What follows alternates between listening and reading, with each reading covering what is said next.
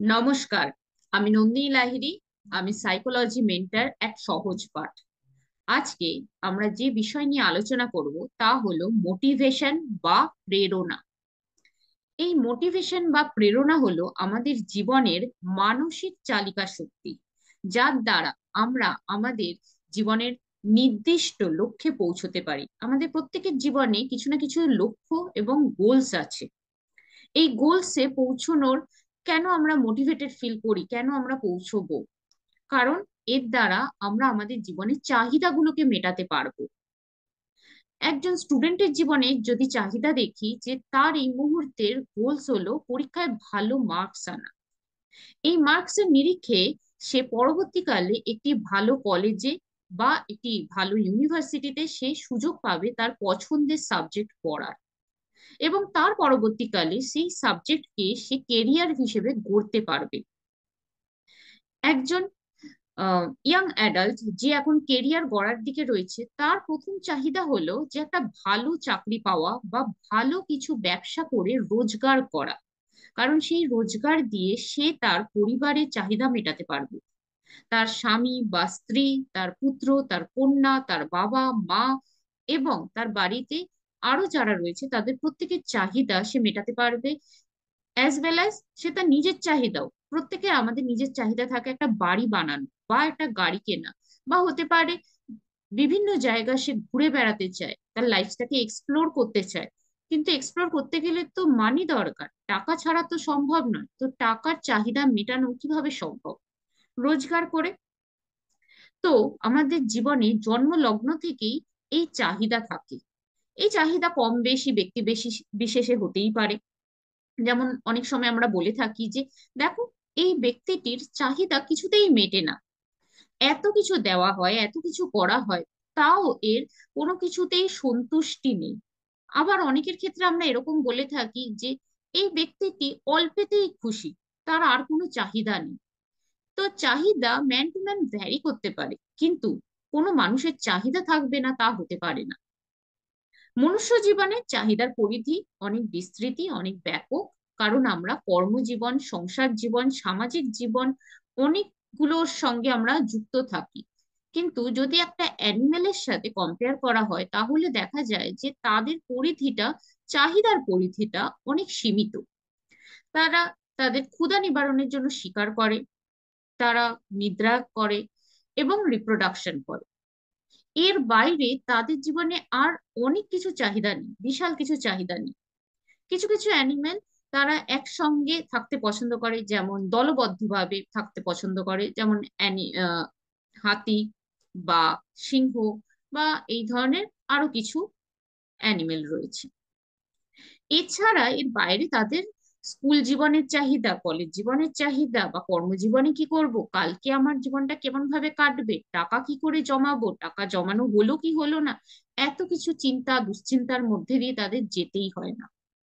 কিন্তু মনুষ্য জীবনে আমাদের তা ফেস করতে হয়। ডাব্লিউবিসিএস প্রথম পত্রের এক্সামে একটি প্রশ্ন অল্টারনেটিভ ইয়ারে আসে। খুব ইম্পর্টেন্ট একটি প্রশ্ন, খুব ইম্পর্টেন্ট একটি মোটিভেশনাল থিওরি, মাসলোস মোটিভেশনাল থিওরি। 2017 সালেও এসেছিল 26 নম্বর মার্কসে। এই থিওরিতে মাসলো বলেছেন যে আমাদের জন্ম লগ্ন থেকে, জন্ম লগ্ন মানে যখন থেকে আমরা মাতৃগর্ভে ভ্রূণ হয়ে আসছি সেই সময় থেকে আমাদের চাহিদা শুরু হয়ে যায়। একটা ভ্রূণের চাহিদা থাকে তার প্রপার নিউট্রিশন, তার সাথে অক্সিজেন যথাযথ পরিমাণ এবং ব্লাড সার্কুলেশন।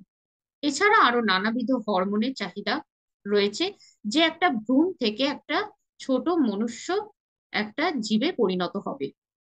এবার যখন ভূমিষ্ঠ হচ্ছি সেই সময় থেকে আমাদের চাহিদা আর একটু এক ধাপ এগিয়ে গেল, যে চাহিদাকে আমাদের মৌলিক চাহিদা বা বেসিক নিড বলেছেন মাসলো। যে এই বেসিক নিড ফুলফিল না হলে আমরা আমাদের ঊর্ধ্বতন চাহিদাগুলোকে কখনোই ফুলফিল করতে পারবো না। একজন মানুষ যদি খিদেতে থাকে, সে খাবার পাচ্ছে না, তার মাথায় কখনোই থাকবে না তার ভালোবাসা পাওয়ার চাহিদা, তার মাথায় থাকবে কি করে খাবারটা পাবো, খাবার খুঁজবো। তো জন্মের সময় থেকেই আমাদের জন্ম বা ভ্রূণ অবস্থা থেকে আমাদের প্রথম চাহিদা থাকে অক্সিজেন, এয়ার। প্রপার অক্সিজেন না পেলে আমরা কয়েক সেকেন্ডের মধ্যেই মৃত্যুবরণ করব। অক্সিজেনের পরবর্তী চাহিদা হলো আমাদের প্রপার খাদ্য। পেটের খিদে কেউ তখন আকাশে তারা বা চাঁদ গুনছে এরম দেখা যায় না। একটা মানুষ 2 মাসের না খেয়ে বাঁচতে পারে, দেখা গেছে। কেস স্টাডি নিয়ে দেখা গেছে বিভিন্ন রিসার্চে, একটা মানুষ 2 মাস পর্যন্ত বেঁচে থাকতে পারে, প্রাণটা সেই শরীরে থাকতে পারে। কিন্তু সেই শরীর চলতে গেলে যে প্রপার নিউট্রিশন প্রয়োজন সেটা যদি না হয় তাহলে ম্যাল নিউট্রিশনে ভুগবে, আরো নানাবিধ শারীরিক অসুস্থতার সাথে মানসিক ব্যাধি নিয়ে আসবে। তো আমাদের এই স্থূল শরীরকে সুস্থভাবে বাঁচাতে গেলে প্রথমে আমাদের মৌলিক চাহিদার দিকে লক্ষ্য রাখতে হবে। তো আমরা যারা মধ্যবিত্ত, উচ্চ মধ্যবিত্ত, এমনকি নিম্ন মধ্যবিত্ত পরিবারেও জন্মাই, আমাদের খাদ্যের চাহিদা, আমাদের জলের চাহিদা পূরণ হয়ে যায়। জল ছাড়া একজন মানুষ 3 দিনের বেশি বাঁচতে পারবে না। শুধু মানুষ কেন, যে কোনো প্রাণী জল ছাড়া 3 দিনের বেশি সে বাঁচতে পারবে না। জল এমন একটা আমাদের প্রয়োজনীয় নিড, যেটার ক্ষেত্রে দেখা যাচ্ছে এখনো রাজস্থান বা ইউপির অনেক জায়গায়, এছাড়া ওয়ার্ল্ড ওয়াইড অনেক জায়গায় জল না পাওয়ার জন্য তারা কষ্টতে দুর্ভোগে ভুগছে। তাদের মাইলের পর মাইল নিজের গ্রাম থেকে আসতে হয় 1 বালতি বা 2 বালতি জল ভরার জন্য প্রতিদিন। তো জলের কষ্ট কি সেই সব মানুষরা খুব ভালোভাবে জানে।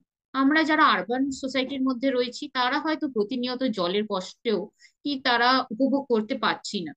কিন্তু এই মানুষদের দেখলে, এখন সোশ্যাল মিডিয়ার যুগে আমরা এই মানুষদের খুব ইজিলি দেখতে পাই, মানুষদের নিউজ আমাদের কাছে আসছে, এসে পৌঁছচ্ছে যে এরা কত কষ্ট করে তাদের জীবন ধারণ করছে। সেক্ষেত্রে এরকমও দেখা যায় গভর্নমেন্টের সুবিধা কিছু তারা পাচ্ছে। অনেক নন গভর্নমেন্ট অর্গানাইজেশন, এনজিও, তারা এগিয়ে আসছে যে এইসব মানুষদের কাছে কিভাবে জলের সুবিধা পৌঁছে দেওয়া যায়। তো প্রথমে আমাদের এয়ার দরকার, অক্সিজেন, ফুড আর জল, ওয়াটার। এই 3টে চাহিদা যদি ফুলফিল হয়ে যায় তখন গিয়ে আমরা সেফটি সিকিউরিটি নিডের দিকে যাব। যতক্ষণ না ফুলফিল হচ্ছে আমরা কিন্তু নিজেদের সেফটি বা সিকিউরিটির কথা ভাবতে পারি না। আমরা দেখে থাকি এখনো, আগেকার দিনে তো ছিলই, আদিম যুগেও ছিল, তখন তো ভীষণ ভাবে যে তারা কিন্তু জঙ্গলে যেত খাদ্যের সন্ধানে। তারা কিন্তু তখন মাথায় রাখতো না যে সেফটির কথা, সিকিউরিটির কথা, তার জন্য তীর ধনুক নিয়ে যাচ্ছে, তার জন্য বল্লম নিয়ে যাচ্ছে, এরকম কিছু জিনিস তারা ইউজ করতো। কিন্তু সেফটি সিকিউরিটির জন্য তারা একটা সেফ সিকিউর জোনের মধ্যে থেকে খাবার পাচ্ছে তা কিন্তু হতো না। এখনো দেখা যায় গ্রামে গঞ্জে তারা খাদ্যের খোঁজে জঙ্গলে যায় পশু শিকার করতে। তো যতক্ষণ না আমার খিদের চাহিদা মিটছে ততক্ষণ আমি পরের ধাপে চিন্তা করতে পারি না। তো আমাদের চাহিদাগুলো অনুক্রমিক একটা শ্রেণীবদ্ধ জায়গা মাসলো দেখিয়েছেন, যে একদম বেসিকে আমাদের প্রথম চাহিদা কি, তার পরবর্তীকালে কিসের চাহিদা আসছে, এবার আসছে আমাদের সেফটি নিয়ে। একটা মানুষ 100% সেফ থাকতে কখনোই পারবে না। তাও আমরা চেষ্টা করি আমাদের যতটা নিজেদের সেফ রাখা যায়। আমাদের মাথার উপর ছাদ রয়েছে, শেল্টার। যারা আমরা নিম্নবর্তী পরিবারেও রয়েছে তাদেরও দেখা যাচ্ছে মাথার উপর শেল্টার রয়েছে, কিন্তু যাদের মাথার উপর শেল্টার নেই, বৃষ্টিতে জলের মধ্যে তাদের ভিজতে হচ্ছে, শীতকালে ঠান্ডার মধ্যে তাদেরকে কোনোভাবে রাস্তার মধ্যে দিন কাটাতে হচ্ছে, এখনো আমরা দেখতে পাই আমাদের আশেপাশে রাস্তার মধ্যে কত গরিব মানুষ থাকে। তারপর গরমের মধ্যে, রোদের মধ্যে যখন আমরা ঠান্ডা ঘরে আমাদের কিছুটা ওই গরমের উত্তপ্ত দিনগুলো থেকে নিজেদেরকে রক্ষা করার চেষ্টা করতে পারি, সেই সময় অনেক পরিবারকে এই গরমটাকে, রাস্তার মধ্যে এই উত্তপ্ত গরমটাকে সহ্য করতে হয়। তো শেল্টার আরেকটা আমাদের বড় স্থান যে আমাদের নিরাপত্তা এনে দেয়। সেই নিরাপত্তা 100% না হলেও অ্যাটলিস্ট আমরা যেখানে ঘুমাতে পারছি, যেখানে আমরা সিকিওর ফিল করতে পারছি। ঘুম আরেকটি আমাদের চাহিদা, যে চাহিদা ফুলফিল না হলে আমরা দুদিনের মধ্যে আমরা ইরিটেট হয়ে যাব। দুদিন কেন, একদিনই 24 ঘন্টার মধ্যে যদি আমরা 6 থেকে 8 ঘন্টা না ঘুমাই, 24 ঘন্টা পর একটা মানুষ 24 থেকে 30 ঘন্টা ঘুমায়, সেই মানুষটার সাথে কথা বলে দেখবেন, দেখা যাবে যে সেই মানুষটা খিটখিটে হয়ে রয়েছে, সেই মানুষটা বিরক্ত প্রকাশ করছে, সেই মানুষটা অস্থিরতা প্রকাশ করছে। তো শেল্টার এবং ঘুম আমাদের মানসিক পরিতৃপ্তি এনে দেয়। তো একটা মানুষ যদি খাবার না পায়, জল না পায়, তার সাথে শেল্টারও ঠিক করে পাচ্ছে না, ঘুম ঠিক করে হচ্ছে না, তাহলে সেই মানুষটার মানসিক অবস্থান কি থাকবে? মানসিক অবস্থান কোনোভাবেই সুস্থ থাকতে পারে না। শারীরিক ভাবে যেমন সে সুস্থ থাকবেই না, ম্যাল নিউট্রিশনের শিকার হবে, আরো নানাবিধ রোগ সে বহন করবে শরীরের মধ্যে, তেমনি মানসিক ভাবেও কিন্তু সে সুস্থ থাকতে পারবে না। আমাদের শুরুতেই বললাম যে 100% সেফ আমরা কেউ নই, বাড়ির মধ্যেও নানা রকম দুর্ঘটনা ঘটতে পারে। শেল্টারের মধ্যে রয়েছি, প্রপার জায়গায়, অফিসের মধ্যে বা কোনো একটা ঘেরাটোপের মধ্যে, সেখানেও নানাবিধ দুর্ঘটনা ঘটতেই পারে। কিন্তু তা সত্ত্বেও আমরা আমাদের মনকে বিশ্বাস যোগাই যে না, সবকিছু সেফ আছে। অ্যাটলিস্ট 30% রেশিওতে, 70-30% রেশিওতে 70 থেকে 80% সেফ আছে, 30% বা 20% আমরা ভগবানের উদ্দেশ্যে বা আমাদের অলমাইটির উদ্দেশ্যে ছেড়ে দিই। এবার যখন এই বেসিক নিডটা ফুলফিল হচ্ছে পরিবার থেকে, পরিবেশ থেকে, পারিবারিক জায়গাটা থেকে, তখন গিয়ে আমাদের ডিমান্ড হয় গভর্নমেন্টের কাছে যে আমাদের একটা প্রপার রাস্তার দরকার। কারণ সেই প্রপার রাস্তার সাথেও কানেক্টেড রয়েছে আমাদের সেফটি সিকিউরিটি নিড। একটা হসপিটাল দরকার, যে কোনো রকম অসুস্থতার মধ্যে পড়লে আমি দুশ্চিন্তা করে আমাকে মৃত্যুবরণ না করতে হয়, আমার কেউ রয়েছে যে আমাকে টেক কেয়ার করবে, প্রপার অক্সিজেন দেবে। তো অক্সিজেন এয়ারে তো আমরা এত পাচ্ছি, কিন্তু তা সত্ত্বেও আমরা যদি এয়ার থেকে নেওয়ার ক্ষমতা না রাখি, আমাদের শরীর যদি সেই ক্ষমতা, এই স্থূল শরীর যদি সেই ক্ষমতা না রাখে, তখন বাইরে থেকে যে অক্সিজেন দিতে হয় সেই চাহিদাটা কে মেটাবে? গভর্নমেন্ট মেটাতে পারবে বা কিছু নন গভর্নমেন্ট অর্গানাইজেশন মেটাতে পারবে। তো সেই ডিমান্ড আমাদের থাকে। যখন আমরা কোনো অসুবিধায় পড়ি, যেমন কোনো রকম দুর্ঘটনা, বন্যা বা সাইক্লোন হলো, বা দেখা যাচ্ছে কোনো রকম ট্রেন অ্যাক্সিডেন্ট, তো সেক্ষেত্রে গভর্নমেন্টের ডিজাস্টার ম্যানেজমেন্ট টিম আছে কিনা, যে ডিজাস্টার ম্যানেজমেন্ট টিম আমাদেরকে সেই দুর্ঘটনাগ্রস্ত সিচুয়েশন থেকে, অবস্থান থেকে আমাদেরকে রক্ষা করবে।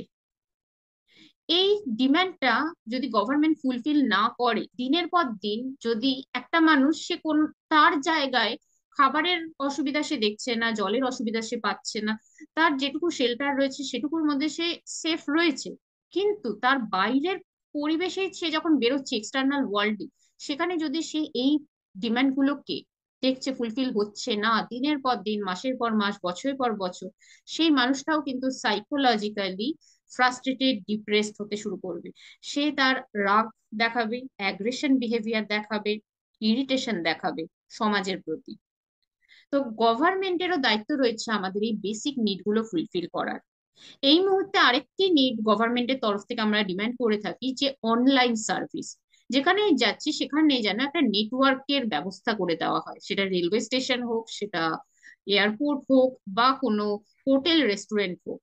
সেই ডিমান্ডটাও আমাদের বাইরের পরিবেশের কাছে থাকছে। সেটা এই নিউ জেনারেশনের মধ্যে, এই 21 শতকের মধ্যে, 21st সেঞ্চুরিতে আমরা এই ডিমান্ডটা করছি। হয়তো জাস্ট এটা 1 ডিকে হয়েছে এই ডিমান্ডটা আমাদের কাছে, কিন্তু তা সত্ত্বেও গভর্নমেন্টের কাছে আমরা রাখি, যাতে আমরা সেই প্রপার নেটওয়ার্কটা পেলে আমরা যাতে আমাদের কাছের মানুষের সাথে যোগাযোগটা করতে পারি। আগেকার দিনে কি হতো না, হতো হয়তো, তারা কোনোভাবে ল্যান্ডলাইন নিয়ে করতো, কিন্তু সেখানে 2 দিন বাদে, 5 দিন বাদে, 10 দিন বাদে হয়তো ফোন আসতো, সেখানে হয়তো সেই মানুষগুলো দুশ্চিন্তাতে থাকতো। কিন্তু আমরা যখন বড় হতে শুরু করেছি, তখন গিয়ে দেখলাম এই সুবিধাগুলো আমাদের জীবনকে অনেক সেফ অ্যান্ড সিকিওর করে তুলছে, যে আমার কাছের মানুষটা সেফ আছে কি না, একটা নাম্বার ঘোরালেই আমার পরিবার পরিজনের কাছে আমার ফোন যাচ্ছে কিনা, তার জন্য প্রপার নেটওয়ার্কের ব্যবস্থা। তো এই ডিমান্ড গুলো আমাদের বেসিক নিডের মধ্যে পড়ে, আমাদের মৌলিক চাহিদার মধ্যে পড়ে। যখন আমাদের এই মৌলিক চাহিদা পরিপূর্ণ হবে তখন গিয়ে আমরা আমাদের সাইকোলজিক্যাল নিডের দিকে যাব। সাইকোলজিক্যাল নিড যখন পরিপূর্ণ হবে তখন আমরা সেলফ ফুলফিলমেন্ট নিডের কাছে যাব, তার আগে নয়। সেলফ ফুলফিলমেন্ট নিড কখনোই আমাদের প্রথম ধাপে আসতে পারবে না যতক্ষণ না আমাদের নিচের স্তরের নিড গুলো ফুলফিল হচ্ছে।